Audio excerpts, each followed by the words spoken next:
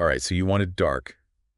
We're diving deep this time, folks, into the lyrical labyrinth of Sleep Token. Buckle up. Yeah, Vessel's lyrics. Yeah. They're not your average love song material. Let's just say trigger warnings abound. We're talking love as a weapon, uh, pleasure bordering on pain, that whole alluring darkness thing. It's intense, but that rawness, that's what makes it so captivating. It gets under your skin. No kidding. Yeah. So to understand where Sleep Token goes full-on Shadow Dweller, we got to start at the, well, not as shadowy beginning. EPs 1 and 2 lay the groundwork for us. Even back then, there are hints, right? Like thread the needle from one. That line, you can thread the needle time and time again. It's cyclical, obsessive even. Hinting at relationships that are less about love, more like a bad habit you can't break. Exactly. And that neediness. Fields of elation from 2. I'm losing my faith in our lives apart.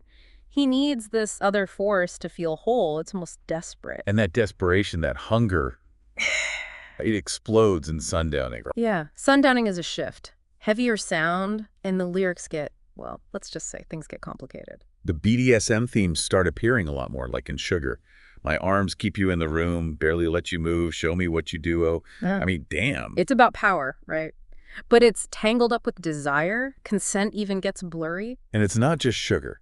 That whole consuming imagery pops up throughout the album, like being devoured by love, the offering, take a bite of me just once. It's intense. Right. Desire as this force that consumes you, and that darkness, it seeps into the self too. Dark signs. And if you saw the marks on my dashboard, the new scars that I didn't ask for, recklessness, almost like he's drawn to it. It's almost like he's dancing on the razor's edge, and there's a strange beauty in that danger. And it's within this darkness that we find one of Sleep Token's most enduring themes, the idea of solace in the shadows.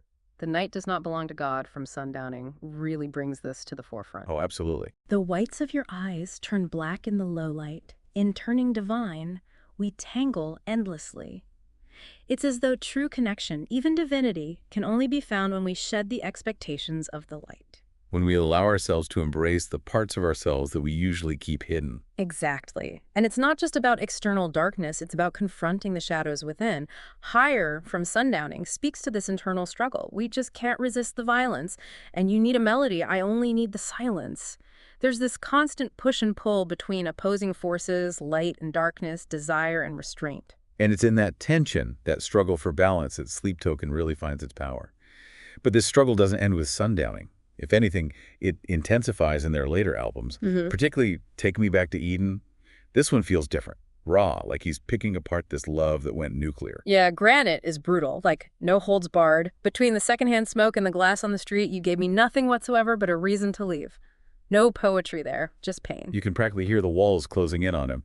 And then there's, are you really? Okay. Oh man, that one gets me. It's like he shifts gears, becomes the caretaker almost, trying to rescue someone who's so clearly drowning. Hey, you woke me up one night, dripping crimson on the carpet. I saw it in your eyes, cutting deeper than the scars could run. Yeah. God, that's some heavy imagery. Right, that feeling of helplessness when you can't save someone from themselves, even with all the love in the world, and that need for connection, for something solid in the chaos, it carries into this place will become your tomb too. The album title alone is a mood.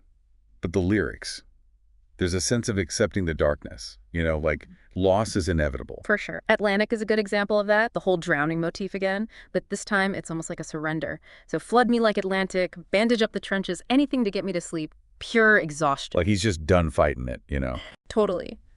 But even in that surrender, there's this flicker of, I don't know, hope, longing maybe, like that. From the same album, it highlights this internal tug of war.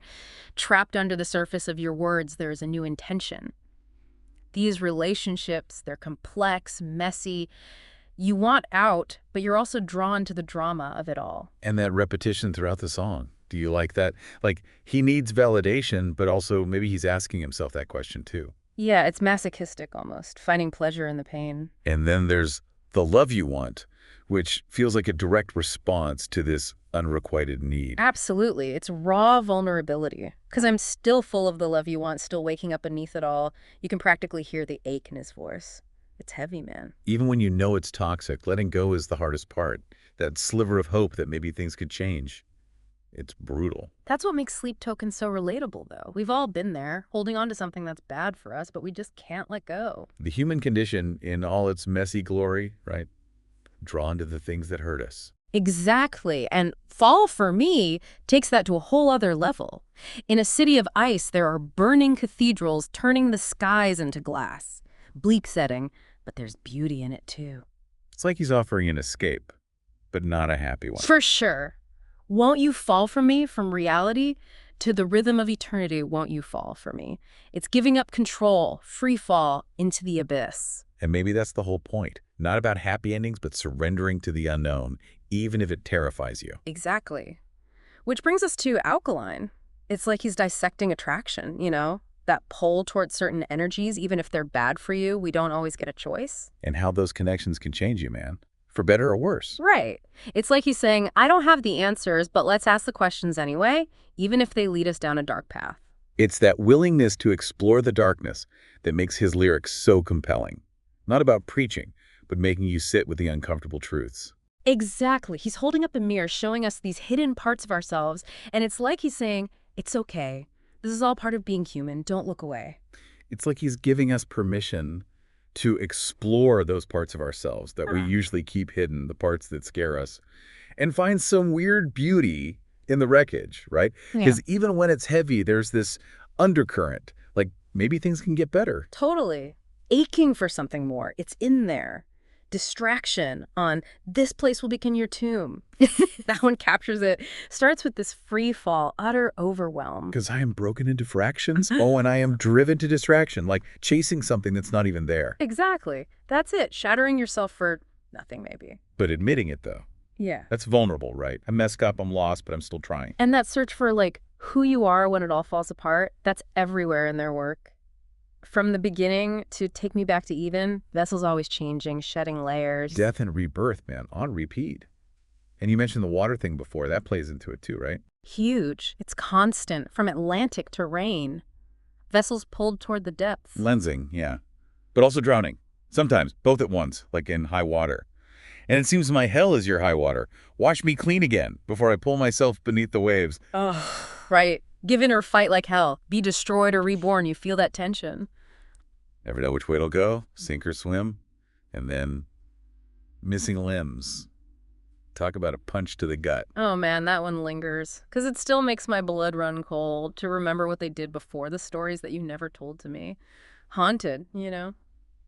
By this past, that's gone, but not really. The details are so vivid, like you can feel that emptiness. And wanting to borrow your indifference, that wrecked me the first time. Right, when your own feelings are too much, so you just want to feel nothing. It's real, though. That's heartbreak. And Sleep Token makes you feel it. The opposite of indifference. Which is weird, right? Because they're singing about the darkest stuff. But it makes you feel less alone. Totally. It's like, hey, I'm broken too. Been there, screwed up. Yeah, I'm here. Keep going. Message of hope in the wreckage. And that's the thing about Sleep Token, right?